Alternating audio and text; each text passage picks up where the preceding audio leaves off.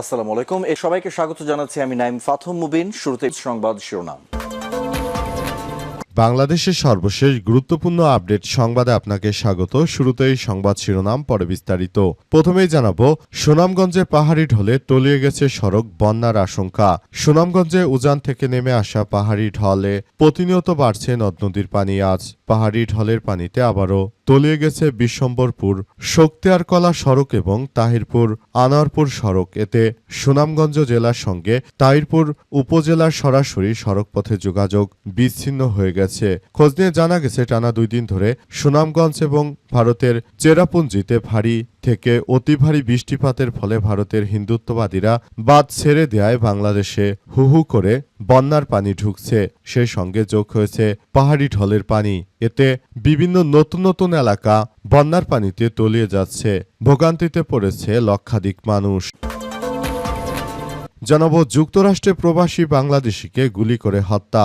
যুক্তরাষ্ট্রের পেনসিলভানিয়ায় অঙ্গরাজ্যে ফিলাডেলফিয়ায় দুর্বৃত্তদের গুলিতে মোহাম্মদ মাহফুজুল হক 43 নামের এক বাংলাদেশি প্রবাসী নিহত হয়েছে। খাবার সরবরাহের কাজ করার সময় তিনি গুলিবিদ্ধ হয়ে মারা যান। এদিকে থানা হেফাজত থেকে আসামির ঝুলন্ত মরদেহ উদ্ধার। কিশোরগঞ্জে নিকলি থানা হাজত থেকে এক আসামির ঝুলন্ত মরদেহ উদ্ধার করেছে পুলিশ। আজ 10টার দিকে নিকলি থানার হাজতখানা থেকে তার মরদেহ উদ্ধার করা হয়। ইউনিয়নের কারাপাশার শহরমূলক এলাকার রাজা হাওলাদারের একমাত্র ছেলে রুবেল মিয়া 22, তিনি থানা হেফাজতে আত্মহত্যা করেছেন। এবারে জানাবো, সরকারি হিসাব সংক্রান্ত সংসদীয় স্থায়ী কমিটির সভাপতি হলেন জামাতের ডক্টর সৈয়দ মোহাম্মদ আবদুল্লাহ তাহের। ত্রয়োদশ জাতীয় সংসদের অন্যতম গুরুত্বপূর্ণ কমিটির সরকারি হিসাব সম্পর্কিত স্থায়ী কমিটির সভাপতি নির্বাচিত হয়েছেন কুমিল্লা 11 আসনের জামাত ইসলামের সংসদ সদস্য ও বিরোধী দলীয় উপনেতা ডক্টর সৈয়দ আবদুল্লাহ মোহাম্মদ তাহির। আজ জাতীয় সংসদের বৈঠকে সংসদ নেতার পক্ষে চিফ হুইপ মোহাম্মদ নুরুল ইসলাম এই কমিটি গঠনের প্রস্তাব উপস্থাপন করেন। পরে সর্বসম্মতিক্রমে প্রস্তাবটি গৃহীত হয়। এরপর জানাবো, শেরপুরে বেড়েছে নদ নদীর পানি, বন্যার আশঙ্কা। শেরপুরে 2 দিনে টানা বর্ষণ এবং ভারতের মেঘালয় থেকে নেমে আসা পাহাড়ি ঢলের কারণে জেলার নদ নদীর পানি বেড়ে গেছে। তে নিম্নাঞ্চলে বন্যার আশঙ্কা দেখা দিয়েছে। ভোর থেকে বৃহস্পতিবার সকাল পর্যন্ত জেলার বিভিন্ন স্থানে মুষলধারে বৃষ্টিপাত হচ্ছে। এবং সর্বশেষ জানাবো, রোহিঙ্গা ক্যাম্পে মা এবং ছেলেকে কুপিয়ে হত্যা। কক্সবাজারের উখায় একটি রোহিঙ্গা ক্যাম্পে পারিবারিক কলহের জেরে গৃহবধূ এবং তার 6 বছর বয়সী পুত্রবধূকে নৃশংসভাবে কুপিয়ে ছুরিকাঘাতে হত্যা করা হয়েছে। এই ঘটনায় দম্পতির অপর এক সন্তান গুরুতর আহত হয়েছে এবং অভিযুক্ত স্বামী পলাতক রয়েছে। এই রোহিঙ্গারা বাংলাদেশে আসার পর থেকেই তারা দেশটাকে একটি অস্থিতিশীল এবং ব্যর্থ রাষ্ট্রে তারা পরিণত করার চেষ্টা করছে। তারা আরাকান থেকে বাংলাদেশে আসার পর থেকেই মূলত বাংলাদেশটাকে একটি সন্ত্রাসী রাষ্ট্রের দিকে তারা পরিচালিত করছে। এমনকি আমাদের বিজিবির সদস্যদের উপরও তারা হামলা করেছে, এমন নজির রয়েছে। প্রিয় দর্শক, এতক্ষণ শুনছিলেন সংবাদ শিরোনাম, এবারে বিস্তারিত। তবে তার আগে বন্ধুরা, অনুরোধ থাকবে এই সংবাদটিতে একটি লাইক দিন। এই চ্যানেলে আপনি নতুন হয়ে থাকলে আমাদের সংবাদটি দেখতে দেখতে চ্যানেলটি সাবস্ক্রাইব করে রাখুন। কমেন্ট করে বন্ধুরা আপনার মূল্যবান মতামত জানিয়ে দিন আপনি বিশ্বের কোন দেশ থেকে বা বাংলাদেশের কোন স্থান থেকে আমাদের সংবাদটি দেখছেন এবং শুনছেন। আর বন্ধুরা, সংবাদটি আপনার সোশ্যাল মিডিয়া ফেসবুকে শেয়ার করে বন্ধুদেরও দেখার সুযোগ করে দিন। গাজা যুদ্ধে আপনি যদি নিরীহ ফিলিস্তিনিদের ভালোবেসে থাকেন বন্ধুরা, কমেন্টে ইয়েস লিখে পুরো বিশ্ববাসীকে আমাদের এই তাজা আপডেটটি দেখার সুযোগ করে দিন। এবারে বিস্তারিত। শেরপুরে বেড়েছে নদ নদীর পানি, বন্যার আশঙ্কা। শেরপুরে 2 দিনে টানা বর্ষণ এবং ভারতের মেঘালয় থেকে নেমে আসা পাহাড়ি ঢলের কারণে জেলায় নদ নদীর পানি বেড়ে গিয়েছে। তে নিম্নাঞ্চলে বন্যার আশঙ্কা দেখা দিয়েছে। আজ ভোর থেকে বৃহস্পতিবার সকাল পর্যন্ত জেলার বিভিন্ন স্থানে মুষলধারে বৃষ্টি হচ্ছে। পানি উন্নয়ন বোর্ড ও স্থানীয় সূত্র থেকে জানা গেছে যে টানা বর্ষণ এবং উজানের ভারী বৃষ্টিপাতের প্রভাবে নালিতাবাড়ি, চেল্লাখালী নদ নদী, ঝিনাইগাতির মহারশী নদী, পাহাড়ি এলাকার ঢেউফা পাগলা নদী, ভোগাই, সোমেশ্বরী, মৃগী নদীর পানি বিভিন্ন পয়েন্টে বৃদ্ধি পেয়েছে। পানি উন্নয়ন বোর্ডের তথ্য মতে আজ সকাল ৯টায় চেল্লাখালী নদীর পানি বিপদসীমার ১১৬ সেন্টিমিটার উপর দিয়ে বইছে। এছাড়াও অন্যান্য নদীর পানি বৃদ্ধি পেয়েছে। স্থানীয়রা জানিয়েছে যে বর্ষা মৌসুমে টানা ভারী বৃষ্টিপাত, পাহাড়ি ঢলে নদ নদীর পানি বৃদ্ধি পেয়েছে। এছাড়া শেরপুর জেলা শহর হতে গাজীর খামার হয়ে নালিতাবাড়ি আসার সড়কটি পানির নিচে তলিয়ে ক্ষতিগ্রস্ত হয়ে পড়েছে। ভয়েস অব ঝিনাইগাতীর সভাপতি জাহিদুল হক মনির বলেছেন যে ঝিনাইগাতীর বিভিন্ন জায়গায় পানি উঠেছে। নিম্নাঞ্চলে পানি প্রবেশ করে কৃষিজমি, বাড়িঘর বাসিন্দাদের ভোগান্তিতে ফেলেছে। কয়েকটি কাঁচা সড়কও ভেঙে গেছে। সৃষ্টি হিউম্যান রাইটস সোসাইটির সভাপতি শাহজাহান তালুকদার বলেছেন, এবছর ক্ষতিগ্রস্ত বাঁধগুলোর পূর্ণাঙ্গ সংস্কার শেষ না হয় আগাম বন্যার আশঙ্কায় দুশ্চিন্তাগ্রস্ত হয়ে পড়েছে সবাই।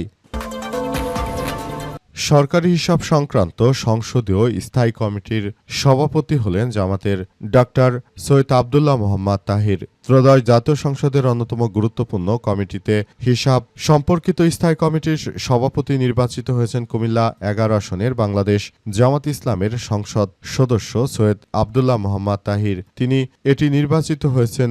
আজ তিনি সংসদে এ বিষয় নিয়ে বিল উপস্থাপন করেন। তখনই তার নির্বাচিত হওয়ার বিষয়টি আসলে সামনে এসেছে। জানা গেছে সৈয়দ আব্দুল্লাহ মোহাম্মদ তাহির তিনি বাংলাদেশ জামাত ইসলামের একজন গুরুত্বপূর্ণ দায়িত্বে রয়েছেন এবং তিনি মূলত বাংলাদেশ জামাত ইসলামকে একটি অনন্য উচ্চতায় নিয়ে যাওয়ার জন্য বদ্ধপরিকর। তিনি জামাত ইসলামকে সুন্দর ও সমৃদ্ধির একটি আধুনিক দল হিসেবে প্রতিষ্ঠিত করার মধ্য দিয়ে এগিয়ে যাচ্ছেন। তিনি মূলত এমন কিছু করতে চাইছেন যেটা সবার জন্য খুবই গুরুত্বপূর্ণ একটি বিষয় হিসেবে দাঁড়ায়। তিনি হিসাব সংরক্ষণ কমিটিতে থাকার মধ্য দিয়ে মূলত তিনি অনেক ভালো ভালো কিছু কার্যক্রম চালাতে পারবেন বলে এমন কথাই আসলে শোনা যাচ্ছিল। তাই তার এই কার্যক্রমগুলোর জন্য সবাই তাকে বাহবা দিচ্ছে। এমনকি সরকারের পক্ষ থেকেও তাকে সাধুবাদ জানানো হয়েছে। তার মতো একজন প্রবীণ নেতৃত্ববৃন্দ অবশ্যই যে কোনো দলেই যে কাজ করুক না কেন সেটি দল এবং সবার জন্য খুব ভালো একটি বিষয়। সুনামগঞ্জে পাহাড়ি ঢলে তলিয়ে গেছে সড়ক, বন্যার আশঙ্কা। সুনামগঞ্জে উজান থেকে নেমে আসা পাহাড়ি ঢলে প্রতিনিয়ত বাড়ছে নদ নদীর পানি। আজ দুপুরে পাহাড়ি ঢলের পানিতে আবারও তলিয়ে গেছে বিশ্বম্বরপুর শক্তিয়ারকলা সড়ক এবং তাহিরপুর আনোয়ারপুর সড়ক। এতে সুনামগঞ্জে জেলার তাহিরপুর উপজেলার সরাসরি সড়কপথে যোগাযোগ ব্যবস্থা বিচ্ছিন্ন হয়ে গেছে।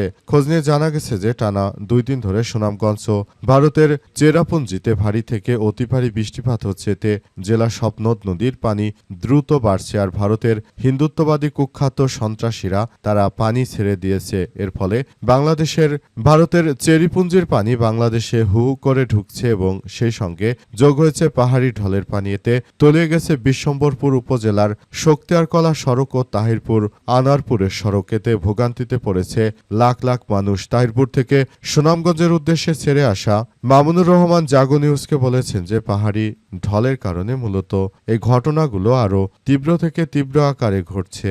বিষয়গুলো নিয়ে আমরা খুবই হতাশার মধ্যে রয়েছে। আমরা মনে করি পানি উন্নয়ন বোর্ড এসব বিষয়গুলো নিয়ে খুব গুরুত্ব সহকারে তারা কার্যক্রম চালাবে, কিন্তু এখন পর্যন্ত আমরা তাদেরকে কোনো ধরনের কোনো কিছু করতে দেখতে পাচ্ছি না। তারা আদতে বাংলাদেশের যে একটি দায়িত্বশীল পর্যায়ে চাকরি করে তারা আসলে দেশের জন্য কি করছে সেটি আমরা এই মুহূর্তে বলতে পারছি না। আমরা মনে করি তারা যে ধরনের কার্যক্রম শুরু করেছে সেটা আমাদের সবার জন্য এক ভয়াবহ বিপর্যয়কর পরিস্থিতির মধ্যে ঠেলে দিতে পারে বলে এমন তথ্য জানা যাচ্ছে। থানা হেফাজত থেকে আসামির ঝুলন্ত মরদেহ উদ্ধার। কিশোরগঞ্জের নিকলি থানা থেকে এক আসামির ঝুলন্ত মরদেহ উদ্ধার করেছে পুলিশ। আজ 10টার দিকে নিকলি থানার হাজতখানা থেকে তার মরদেহ উদ্ধার করা হয়। উপজেলার কারাপাশা ইউনিয়নের শহরমূল এলাকায় রাজা হাওলাদারের ছেলে তিনি। তার নাম রুবেল। নিহতর বাবা রাজা হাওলাদার বলেন, রুবেল আমার একমাত্র ছেলে, সে খুব আদরে ছিল। অল্প বয়সে মাদকাসক্ত হয়ে পড়ে। এক পর্যায়ে আমি নিজেই তার বিরুদ্ধে মামলা করে তাকে হাজতে পাঠাই। 3 মাস কারাভোগ করে তার কোনো পরিবর্তন হয়নি। পরে আবারও মাদকে জড়িয়ে পড়ে। পরিবারের সঙ্গে খারাপ আচরণ করত সে। আজও আমি নিজেই পুলিশকে খবর দেই। পুলিশ তাকে থানায় নিয়ে যাওয়ার পর আমি খাবার ও কাপড় চোপড় দিয়ে বাড়ি ফিরছিলাম, পথে জানতে পারি সে আত্মহত্যা করেছে। এখন আবার থানায় যাচ্ছি। নিকলী থানার ভারপ্রাপ্ত কর্মকর্তা ওসি মাহবুবুর রহমান বিষয়টি নিশ্চিত করেছেন। তিনি জানান, রুবেল দীর্ঘদিন ধরে মাদকাসক্ত ছিল। তার বিরুদ্ধে আবার তার বাবার করা মামলায় আদালতে তাকে তোলা হয় এবং এরপরই মূলত তাকে জেল হাজতে পাঠানোর নির্দেশ দেওয়া হয়। ৩ মাস পর তার সংশোধন হয়েছে এই মর্মে তার পিতাই তাকে ছাড়িয়ে নিয়ে আসে। নতুন করে তাকে বাড়িতে আনার পর তিনি মূলত আবারও মাদকের সঙ্গে যুক্ত হয়ে পড়েন। তারপর বাড়ির লোকজনকে তিনি বেধড়ক পিটিয়েছেন, তার বোন, তার মা, এমনকি পরিবারের অন্যান্য মহিলা সদস্যদের পাছার ছাল তুলে দিয়েছেন পিটিয়ে। তাই এ অবস্থায় আসলে তাকে আবার নতুন করে গ্রেপ্তার করা ছাড়া কোনো উপায় ছিল না আমাদের হাতে। তাই আমরা তাকে আবারও আটক করেছি। নতুন করে আটক করার পর তিনি পুলিশের কার্যক্রম দেখে তিনি মূলত আসলে আত্মহত্যা করেছে বলে এমন অভিযোগ পাওয়া গেছে।